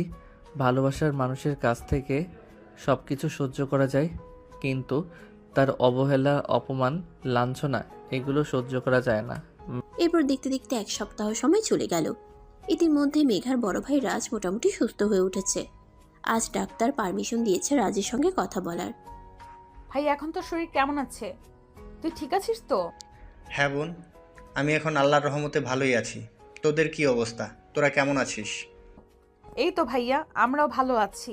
তোকে একটা কথা জিজ্ঞেস করার ছিল। তুই এতদিন সুস্থ হোসনি তাই জিজ্ঞেস করতে পারিনি। আচ্ছা, তুই আমাকে একটা কথা বল, তোর এই অবস্থা কে করেছে? আসলে সেদিন রাতের বেলায় আমি বাগানে দাঁড়িয়ে সিগারেট খাচ্ছিলাম। তখনই পিছন থেকে কেউ একজন আমাকে আক্রমণ করে, আর আমি পিছন ফিরে তাকিয়ে দেখি ওরা ডাকাতের দল ছিল। ওরা আমার কাছ থেকে আমার বাড়ির দলিল আর ব্যাংকের সমস্ত ডকুমেন্ট চাইছিল, কিন্তু আমি সেগুলো তাদের দিতে অসম্মতি জানাই, আর তখনই তারা আমাকে ছুরিঘাত করে। ভাইয়া, তুমি ভুল কিছু বলছিস না তো? তুই ঠিকঠাক ভেবে বল, ওটা কি আকাশ ছিল? না, ওটা আকাশ কেন থাকতে যাবে? তাছাড়া আকাশ কেন এই কাজ করতে যাবে? আকাশ তো তোকে ভালোবাসে আর তোকে নিজের করে পেতে চায়। আকাশ তো তখন ওখানে ছিল না। কিন্তু আমার তো মনে হচ্ছে এই সব কিছুর পেছনে আকাশের হাত রয়েছে। তুই তো আমাকে আকাশের সঙ্গে বিয়ে দিতে না করেছিস। আমার তো মনে হয় তাই আকাশ এরকম করেছে। আরে না, একদমই নয়। আকাশ সেরকম করতেই পারে না। আকাশ যথেষ্ট ভদ্র আর ভালো একটা ছেলে। আমি ওই লোকগুলোকে চিনি, ওরা আমাদের এলাকারই। আমি ওদেরকে আইডেন্টিফাই করতে পারবো। তাহলে কি আমি শুধু শুধু আকাশকে ভুল বুঝলাম? আকাশ তো অনেকবার বলছিল সে এরকম কিছুই করেনি, কিন্তু আমি তো তার কোনো কথাই বিশ্বাস করলাম না। সে আমাকে ভালোবেসে বিয়ে করতে চায়, আর তুই তার সঙ্গে আমাকে বিয়ে দিতে চাস না। তাই তো আমি ভেবেছি সে হয়তো এর জন্যই তোকে মেরে ফেলার চেষ্টা করেছে।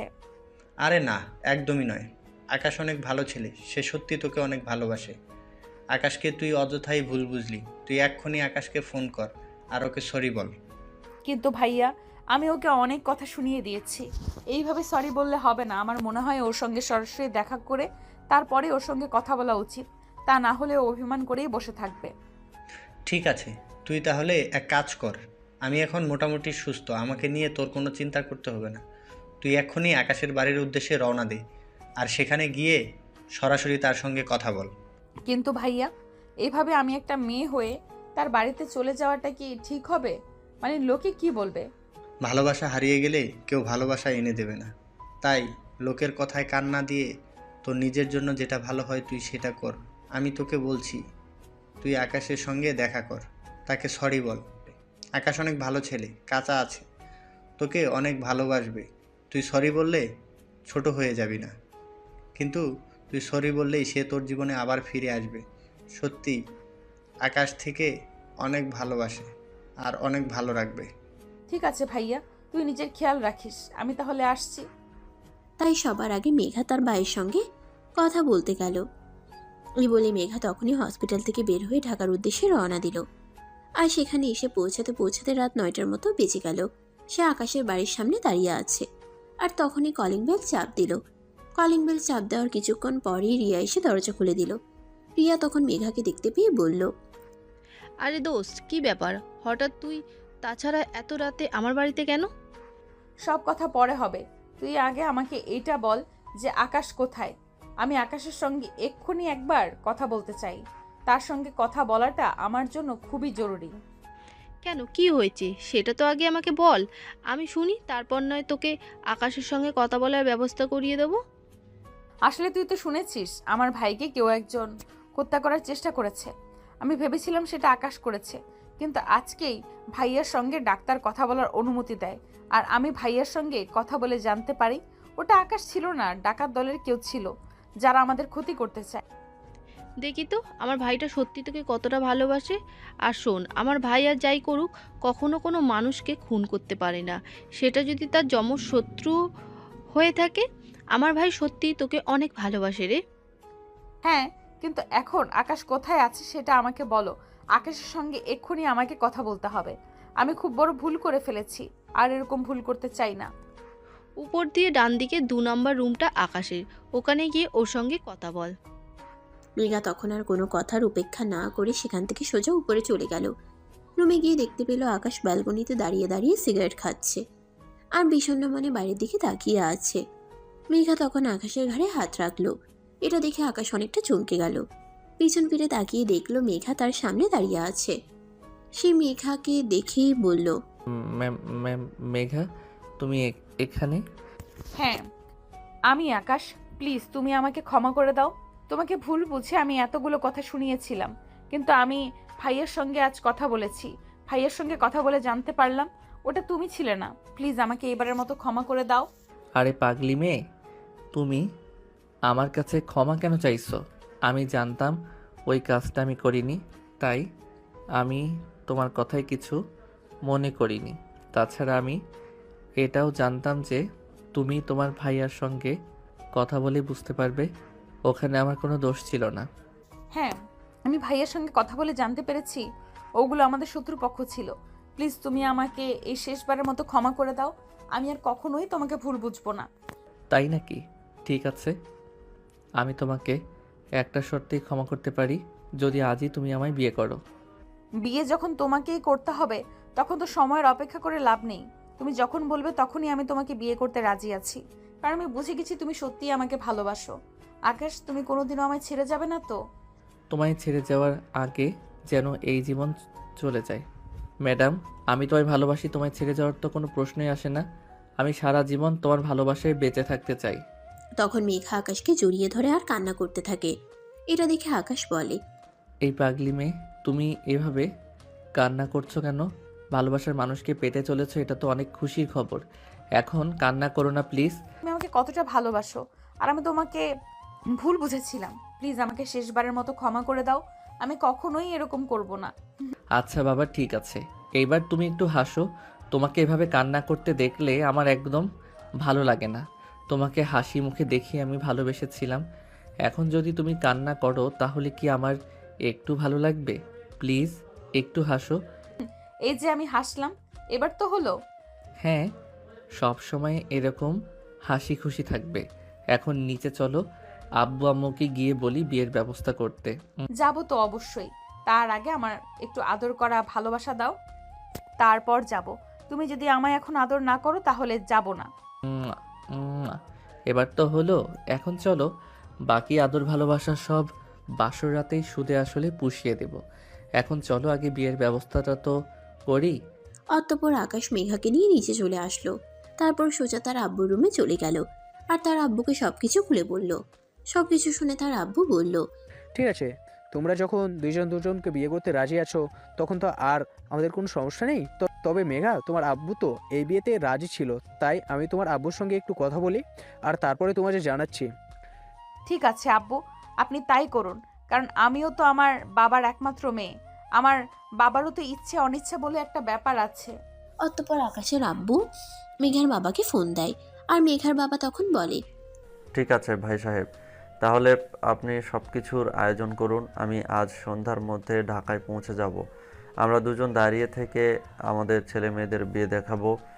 এটা তো আমার কতদিনের স্বপ্ন ছিল, কিন্তু একটাই আশা রয়ে গেল, ইচ্ছে মিল মহা ধুমধামের সঙ্গে আমার মেয়েটাকে বিয়ে দেব।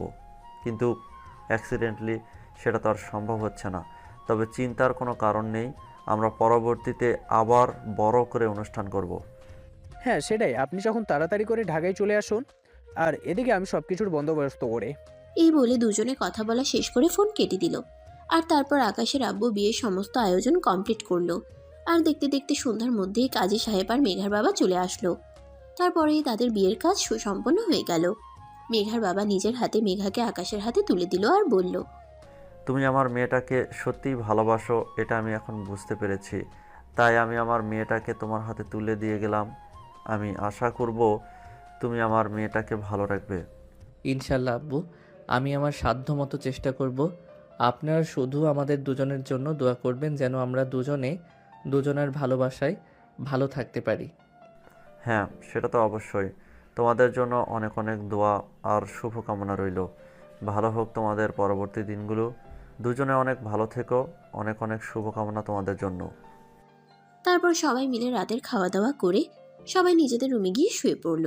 আর এদিকে রিয়া নিজের হাতে তার ছোট ভাই আর বান্ধবীদের জন্য বাসর ঘর সাজিয়েছে। এদিকে মেঘাকেও রিয়া সুন্দর করে সাজিয়ে দিয়েছে। আর তখনই আকাশ রুমে আসলো।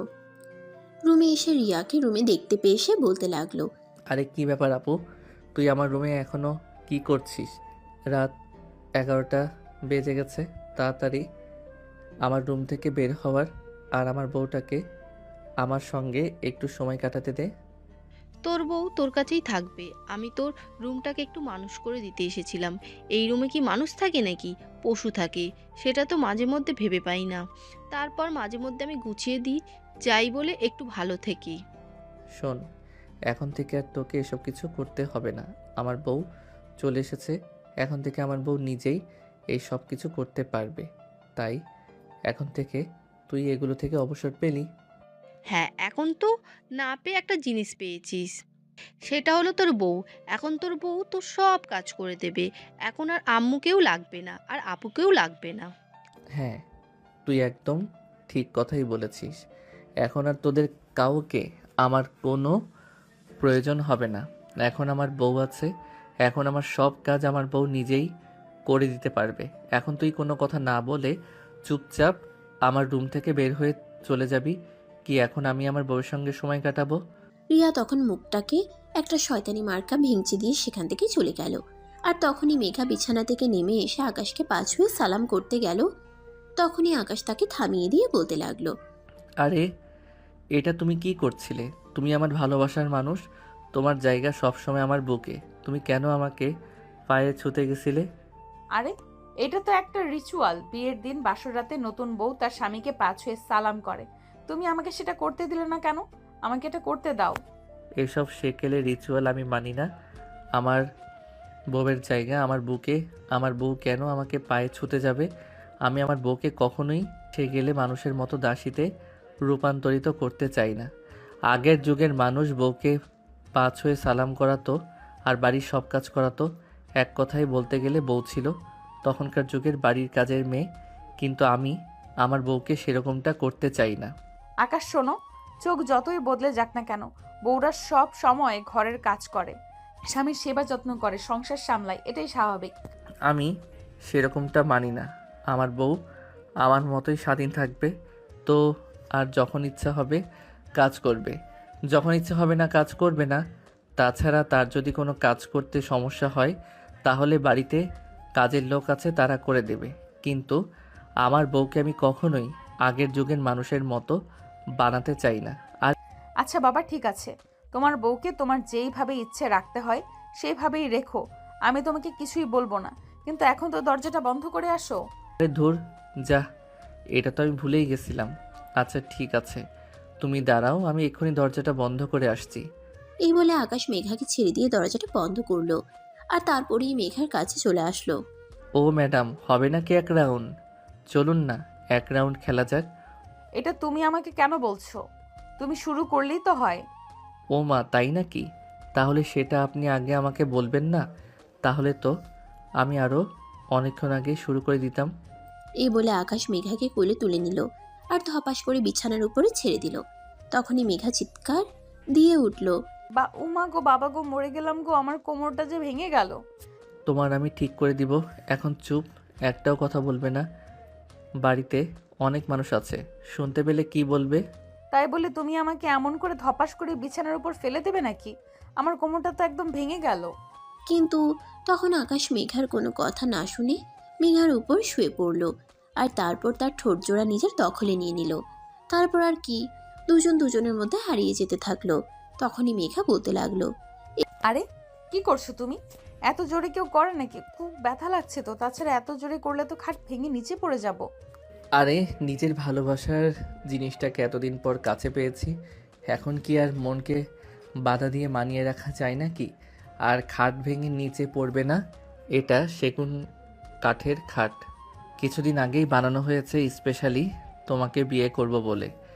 ওরে বাবা, বাবারে বাবা, তুমি এরকম একটা রোমান্টিক, এতটা রোমান্টিক, সেটা তোমার সত্যি জানা ছিল না। তাহলে থেমে আছো কেন? আরো জোরে দাও, আমার খুব ভালো লাগছে। হ্যাঁ, আমিও তো সেটাই বলছি। সিনিয়রদের বিয়ে করার মজাটাই আলাদা।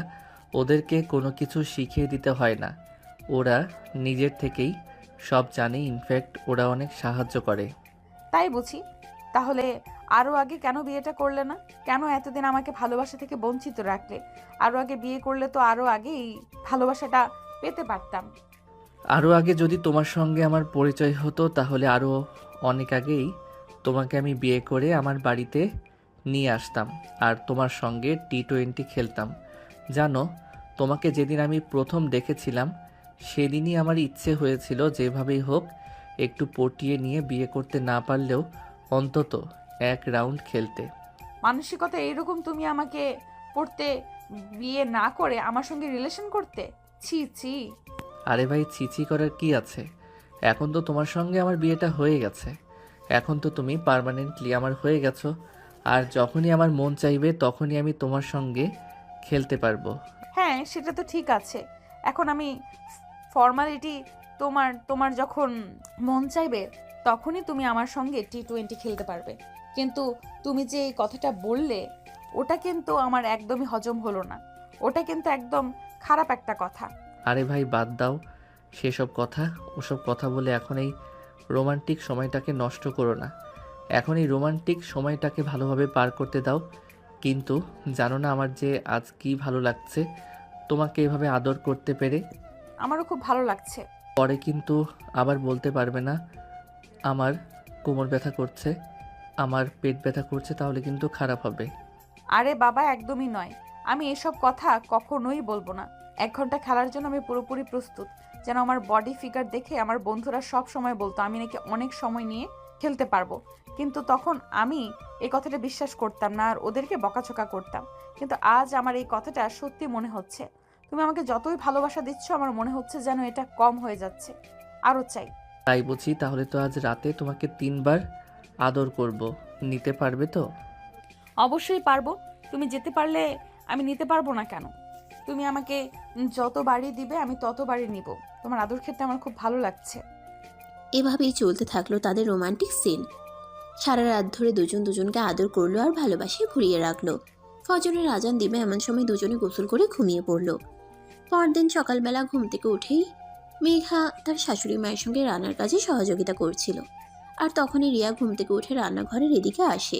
মেঘাকে রান্নাঘরে দেখে রিয়া বলতে থাকে। ওরে বাবারে, বাবা এখনো সকাল 8টা বাজলো না আর নতুন বউ দেখি রান্নাঘরে চলে এসেছে শাশুড়ি আম্মুকে রান্নার কাজে সহযোগিতা করার জন্য। তো কি করব? তুমি তো আর রান্না করতে আসবে না। তাছাড়া আমার কাজের লোকের হাতে খাবার খেতে একদম ভালো লাগে না। তাই নিজেই চলে আসলাম শাশুড়ি আম্মুকে একটু রান্নার কাজে সাহায্য করার জন্য। দেখলি তো মেয়েটা কত লক্ষ্মী। তোকে তো আমি কোনো দিন কোনো কাজের কথা বললেও করাতে পারি না। আমি 1000টা কাজ করে দিলেও তোমার মন আমি কোনোদিনও পাবো না, কারণ আমি আর তোমার পুত্রবধূ নেই যে অল্প কাজ করলেও অনেক সুনাম অর্জন করতে পারবো। দেখ, একদম ফালতু বকিস না। মেঘা, মেয়েটা সত্যি অনেক ভালো আর লক্ষ্মী একটা মেয়ে। নাস্তা বানানো প্রায় হয়ে এসেছে। তুই সবাইকে ঘুম থেকে ডেকে তুলে টেবিলে নিয়ে আয়। তারপর সবাই মিলে একসঙ্গে বসে নাস্তা করব আজ। ঠিক আছে, আমি এক্ষুনি সবাইকে ডেকে নিয়ে আসছি। এই কথা বলে রিয়া সবাইকে ঘুম থেকে ডেকে তুলতে গেল। সবাইকে ঘুম থেকে ডেকে তুলতে পারলেও আকাশকে ঘুম থেকে ডেকে তুলতে পারলো না। সে বেশ কয়েকবার আকাশকে ডাকাডাকি করলো, কিন্তু আকাশ ঘুম থেকে উঠছেই না। আচ্ছা ঠিক আছে, আমি এক্ষুনি সবাইকে ডেকে নিয়ে আসছি। এই আকাশ, আকাশ কি হলো, তুই এখনো ঘুম থেকে উঠছিস না কেন? সকাল 10টা বেজে গেছে, সবাই নাস্তার টেবিলে তোর জন্য অপেক্ষা করছে, তাড়াতাড়ি ঘুম থেকে ওঠ। আমি ঘুম থেকে উঠতে পারবো না। আমার বউকে গিয়ে বলো আমার জন্য নাস্তা নিয়ে এখানে চলে আসতে। তারপর আমি আমার বউকে নিয়ে এখানে নাস্তা করব। সাহেব, সেটা হবে না। আম্মু বলেছে সবাই একসঙ্গে ডাইনিং টেবিলে বসে নাস্তা করবে, কারণ আপনার শ্বশুরমশাই এখনও এই বাড়িতে রয়েছেন, তাই আপনার উচিত তাকে একটু সম্মান জানানো। দুর্বাল ভালো লাগে না। আচ্ছা ঠিক আছে, তুই যা, আমি আসছি। সারা রাত ঘুমাতে পারলাম না, এখন একটু ঘুমালাম, তাও আবার এখন বিরক্ত করতে চলে আসলি। রিয়া তখন কোনো কথা না বলে রুম থেকে বের হয়ে চলে গেল। এদিকে আকাশ বিছানা থেকে নেমে ফ্রেশ হতে চলে গেল। হাত মুখ ধুয়ে তারপর সেই নিজের রুমে চলে গেল নাস্তা করার জন্য। নাস্তা শেষ হলে আকাশ মেঘাকে ইশারায় রুমে আসতে বলল।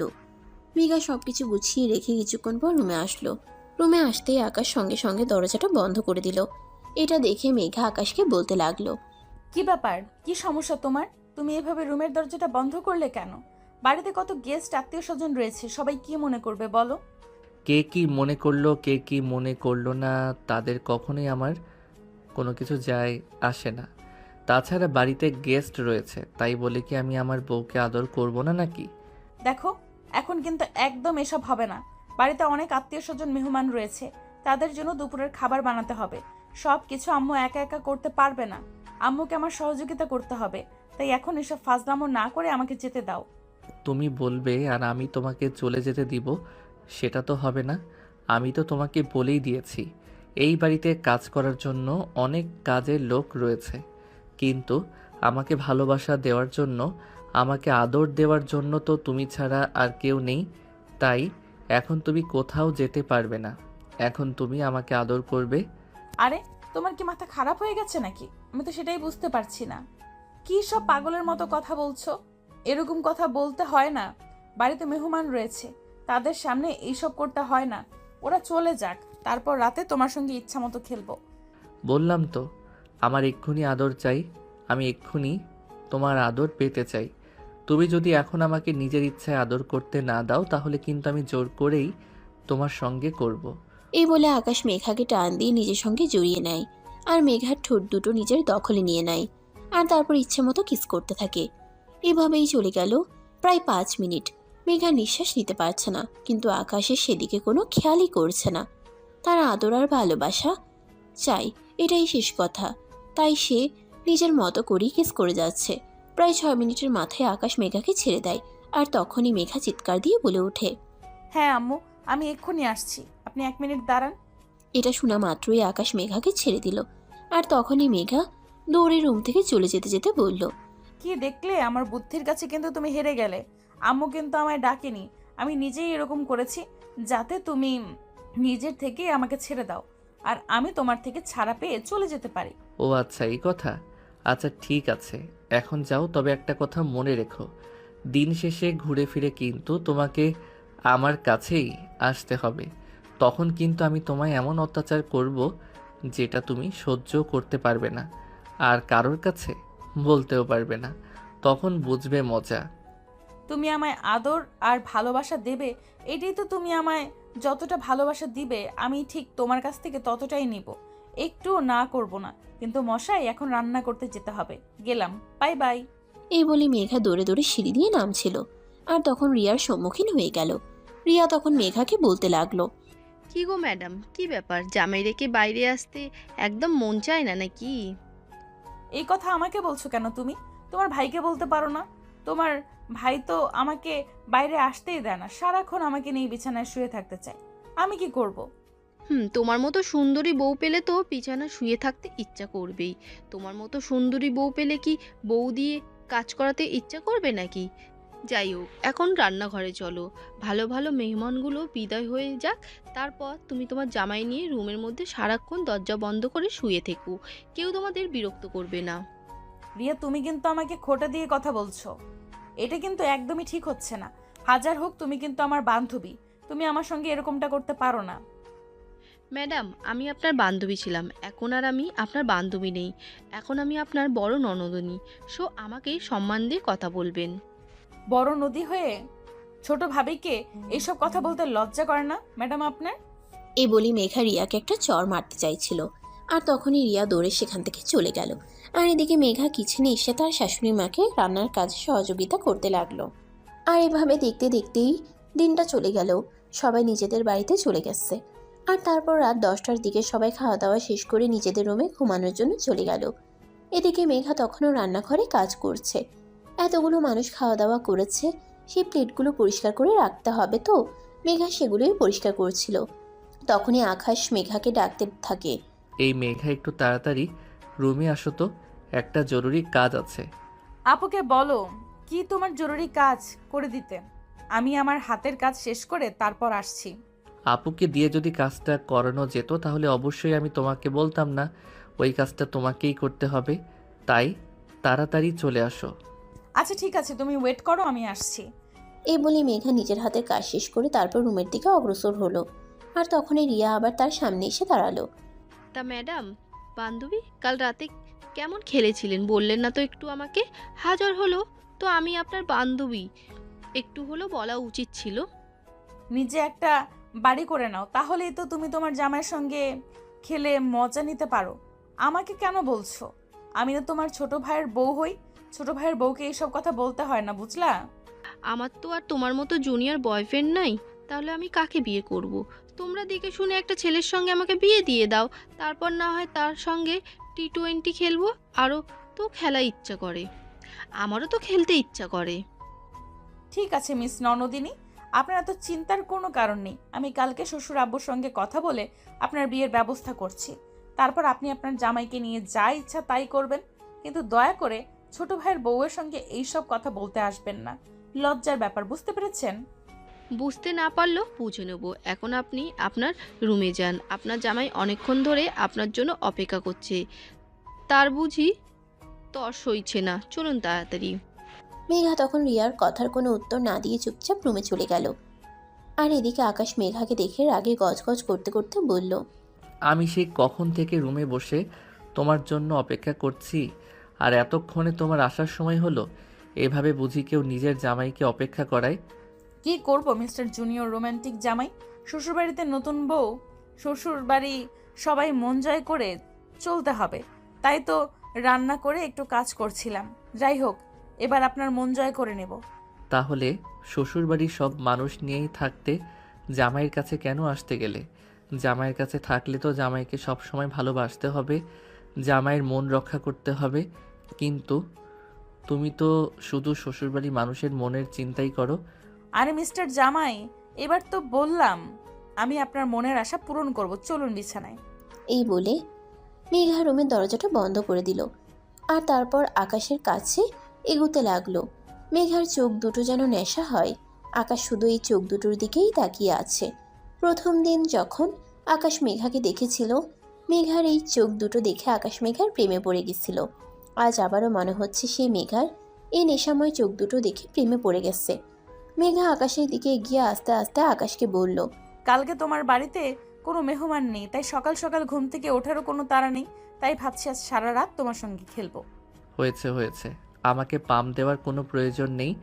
আমি খুব ভালো করেই জানি তুমি একটু পরেই ঘুমিয়ে পড়বে। আমার আর আদর দেবে না, কারণ সারাদিন তুমি অনেক পরিশ্রম করেছো। একটু পরেই বলবে আমার খুব টায়ার্ড লাগছে। না মিস্টার জামাই, একদমই নয়। আমি আপনাকে এই কথা কখনোই বলবো না। আজ সত্যি সারা রাত আপনার সঙ্গে T20 খেলবো। সত্যি বলছো তো? তাহলে চলো শুরু করা যাক। এই বলে আকাশ নিজের কাছে টেনে নিল। আর তারপরেই শুরু করলো ভালোবাসার পর্ব। এভাবে সারা রাত ধরে চললো তাতে ভালোবাসার আদান প্রদান। সত্যিই তারা দুজন দুজনকে পেয়ে অনেক খুশি, কারণ দুজন দুজনের মনের মতো দুজনকে পেয়েছে। যেমন তারা মনের দিক থেকে ভালো, তেমনি শারীরিক সম্পর্কের দিক থেকেও এক কথায় বলা যায় বেস্ট কাপল। সারা রাত দুজনে খেলাধুলা করে তারপর সকালের দিকে ফ্রেশ হয়ে এসে ঘুমিয়ে পড়ল। তারপর যখন ঘুম ভাঙল তখন আনুমানিক দুপুর 12টার মতো বাজে। দুজন দুজনকে জড়িয়ে ধরে ঘুমাচ্ছে। আর সবচেয়ে অবাক করার ব্যাপার হলো দুজন তখনও কাপড়বিহীন অবস্থায় রয়েছে। আকাশ মেঘাকে কাপড় পরিধান করতে দেয়নি, কারণ সে মেঘাকে সারা রাত কাপড়বিহীন অবস্থায় দেখতে চেয়েছিল। মেঘাও তার স্বামীর একমাত্র বাধ্য, তাই সে আর কোনো আপত্তি না করে সারা রাত ওভাবেই শুয়ে রইল। ঘুম থেকে মেঘা উঠলেও আকাশের ঘুম থেকে উঠছিল না।